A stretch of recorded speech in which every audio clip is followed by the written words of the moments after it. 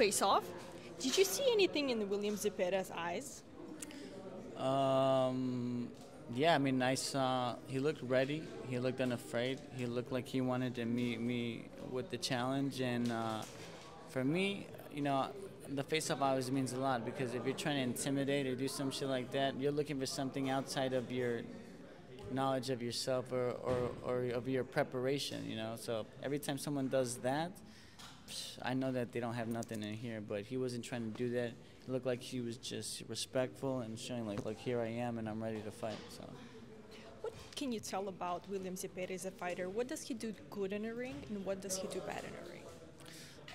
William Zepeda, you know, he's a good puncher. He's got good defense. He throws a lot of punches. You know, very annoying kind of fighter to be against. You know, he's not a big power puncher, but he's got enough steam on his punches to hurt you, and the volume is pretty crazy. You know, I think a lot of what Manny Pacquiao did in his career when he was finishing guys was a high volume of punches. So, you know, it's something to really be aware of and prepare for. You sparred Manny Pacquiao. How was it? I mean, listen, I was just lucky to share the ring with him. You know, I held my own, and he liked it, and he gave me the opportunity to be a sparring partner for the whole camp, and I was just grateful. But I learned a lot from sparring Manny Pacquiao. If you win this fight, or when you win this fight, you will be you will be right up there to fight Shakur, Lomachenko, Gervonta Davis. Who would you want to fight next if it was up to you? It would definitely be. See, sometimes I think about what would be more money and what would be better for legacy. Definitely Gervonta Davis, because he's the scariest one out there. You know, I think, like, why not? If you're gonna risk yourself, risk it for the go for the highest thing that you can. You know, and another one obviously would be Lomachenko. I mean, Lomachenko's got the best footwork in boxing, probably one of the best ever to do it, and it would be an honor to be with someone great like that. You know. You know, talking about Gervonta Davis and Lomachenko, 8 years ago, people wanted that fight. 8 years ago. And after Lomachenko fought COBBS, Gervonta Davis, I believe it was on Twitter, said, okay, let me handle Frank, and I'll get to Loma. Do you think this fight is a little bit too late? Or if it happened, who do you have winning that fight? I think Loma wins. You know, he has a slightly higher output. He's got better defense, and he's got better footwork. You know, like Gervonta, when people get sloppy and they jump in, he ends up knocking them out at the end of the fight because they get lackadaisical. They're not focused. You know, Lomachenko has enough discipline and enough head movement to stay on the outside. Yeah, I really think. But you know, anything could happen. You know, he could get knocked out by Gervonta. You know, nobody knows. You know, he's got that kind of power. Gervonta, he's got great timing, and he's got sneaky things about him as well. But I just think in and out footwork, Lomachenko is top dog for sure. When Gervonta fought Pitbull Cruz, a lot of people thought Pitbull Cruz pulled it off. Were you one of them people? No, you know, it was exactly like my fight, but people got behind Pitbull. You know what I mean? Like, it was a close fight, but I think Gervonta won. I think a lot of the punches that he was throwing, you know, he was, you know, moving and slipping. Gervonta, he boxed really well. And people were so proud of Pitbull for doing that. They're like, wow, look what a great fight he gave him. Not even that he won, really. Some people thought he won, but most people were so proud that he had given a great fight. But then when that happened with me and him, people were like, oh, no. But really, all over Sky Sports in Europe and Box, ESPN Deportes in Mexico, they had me up on all the scorecards. So it just goes to show where the different interests lie, you know, in media. There's one more guy, Shakur Stevenson. What do you think about him as a fighter? I mean, he's a damn good boxer. He's got, you know, he's a very scientific, got a great jab, good footwork. I just think that he, you know, to be champion, you have to face the guys that, for a time, DEVIN, HANEY, RYAN GARCIA, Gervonta were all in the same weight class, you know. What a damn shame that these guys didn't want to prove it against. Everyone's been trying to keep the belt for as long as they can and just match make their way to a long, safe career, you know. But, you know, that is what it is. So anyone that's pretending it's not is just, you know, trying to carry out their own plan. We're just talking with everybody, and you mentioned that people mistaking you for Ryan Garcia. Oh, yeah. Well, I think I'm better looking. I don't know. No, just kidding. I don't know. What do you guys think? Of course, I would love to fight Ryan Garcia. You know, we saw what happens when he fights a southpaw, a good southpaw who can pop. You know, he had one loss, and everybody after a loss, they have an opportunity to rise up and be better than they were before. He took it the opposite way, and he took steroids. So, you know, Do you expect, I hope they don't banish him. So, yeah, I would love to fight Ryan Garcia. You also mentioned that you would love to fight him. How would you fight Ryan Garcia? I mean, Ryan Garcia's got a really strong right hand and a left hook. First, he would have to come off the steroids. All right, he just got caught. Test A and test B positive. You could test me anytime. Test me fucking years from now. You'll never find that substance in me because I'm not a cheater. You know, boxing is something that should be done fairly in front of God, in front of the people. And, you know, what a disrespect he did. And very unfair to Devin Haney. Devin Haney, speaking about him, would like his O back. Do you think he deserves it? Or what should be the punishment for Ryan? I mean, the fight happened. It is what it is. Like, there's no way to say that he didn't lose because he got beat up pretty bad. But, I mean, he definitely... I don't know. I really don't know what to do here, but he definitely deserves his vengeance. You know, whatever that looks like. You know, what Ryan did was incredibly wrong, and yeah, maybe he does deserve the O back. But it's kind of weird for a fighter to want the O back, but then still have been known that you got beat up in the fight. I mean, I don't know how I would feel in that situation, but it's definitely like a weird predicament for him. Disqualification, maybe? Yeah, yeah. All right, and think about it. Tell people one thing people don't know about you. I used to live in the circus. No, I'm just kidding. The truth. We want the truth. One thing that people don't know about me is that I've been in a couple small roles in film, and sometimes I do stand-up comedy. Oh, really?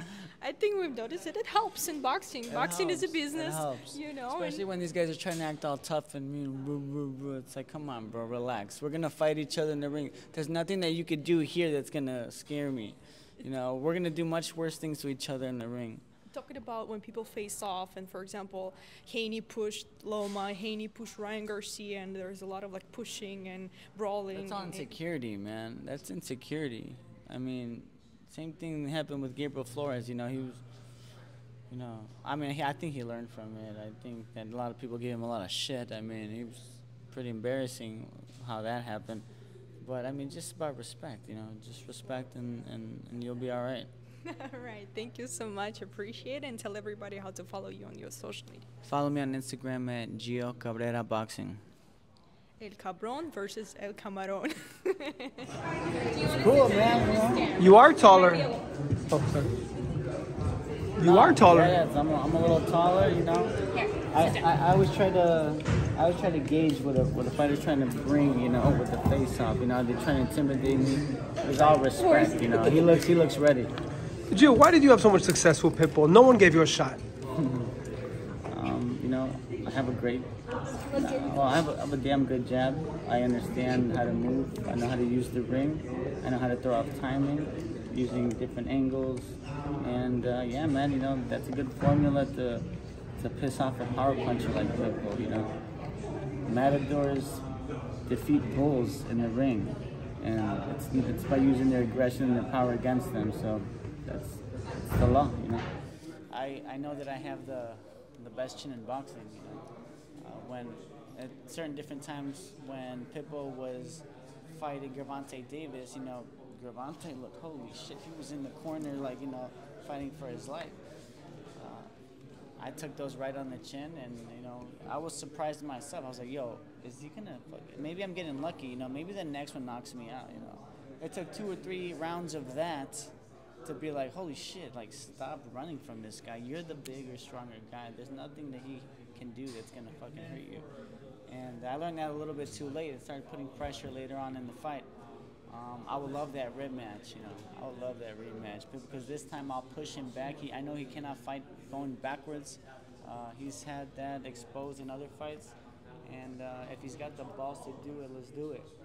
He's fighting RAYO, and I don't know if you saw that. He didn't give him a handshake or something like that. RAYO was trying to shake Pitbull's hand, and he didn't see it. Did you see that? And what is your reaction to that? I think the boxing gods don't like that, as Gabriel Flores found out. You know, that's RAYO's a ballsy, damn good.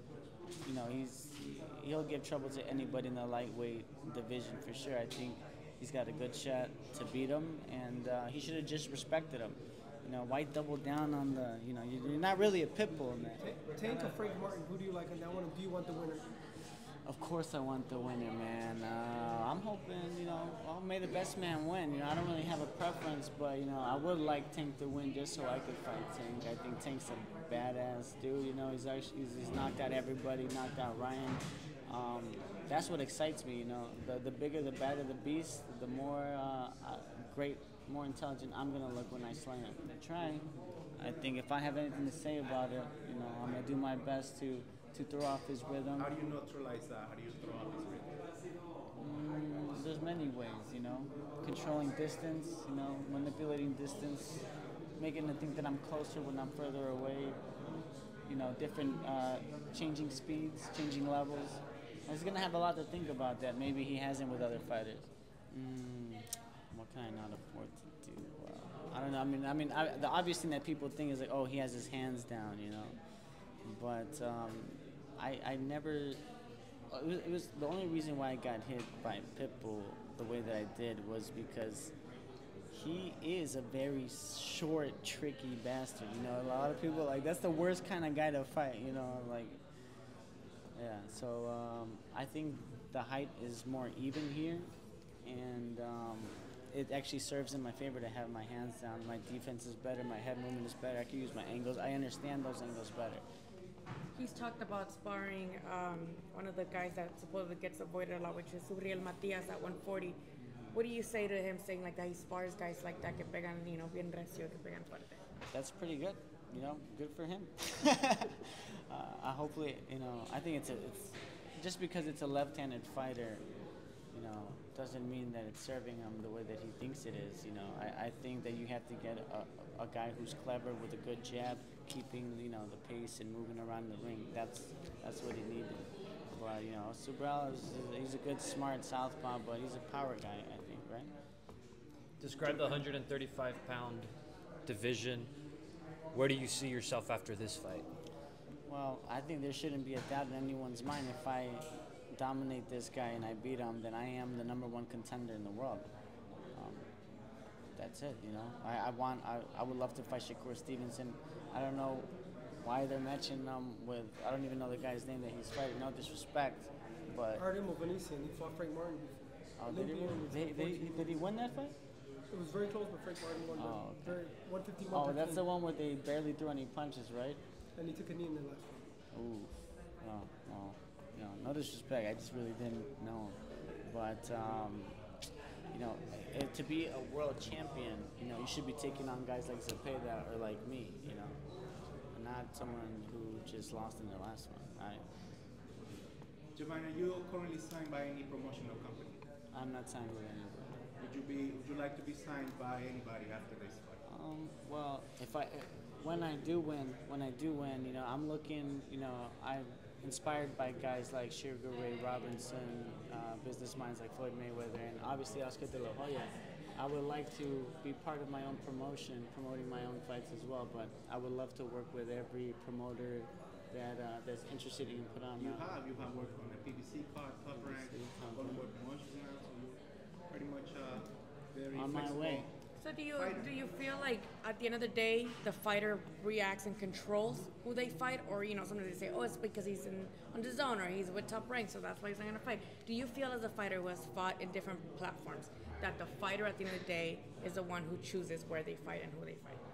Well, at the end of the day, I feel like everybody, like after Floyd Mayweather changed the model of boxing in everyone's mind, we all started to think of it as a business.